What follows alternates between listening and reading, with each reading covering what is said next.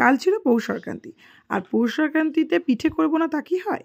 ছোটোবেলা থেকে মাকে দেখেছি এই দিনে অনেক রকমের পিঠে করতে, বাট এখন সময়ের অভাবে অনেক রকমের পিঠে তো করাই ওঠে না। কিন্তু যে কোনো এক রকমের পিঠে প্রতি বছরই আমি এই দিনে করি। যেমন এই বছর বানিয়েছিলাম পাটিসাপটা।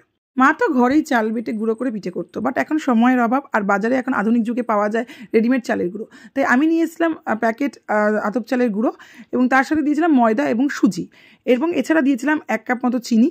চিনির পরিমাণটা কম দিয়েছিলাম কারণ তার মধ্যে আমি ঝোলা গুড় অ্যাড করেছিলাম। এছাড়া দিলাম স্বাদ মতো নুন এবং 2 কাপ দুধ, এবং ব্যাটারটাকে রেডি করার জন্য পরিমাণ মতো জল।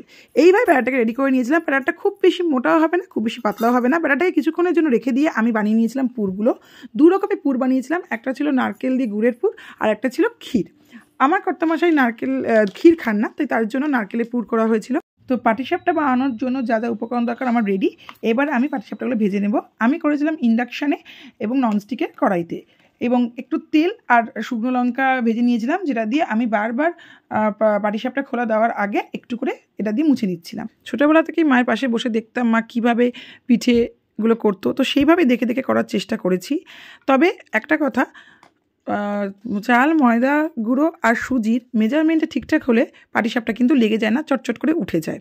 তো এভাবেই বানিয়ে নিয়েছিলাম বাকি পাটিসাপটাগুলো। সকলের তো খুব পছন্দ হয়েছিল, খুব টেস্টি হয়েছিল বলেছিল। তো তোমাদের কেমন লাগলো ভিডিওটা জানিও, আর তোমরা কালকে কী পিঠে বানালে অবশ্যই জানিও। সবাই ভালো থেকো।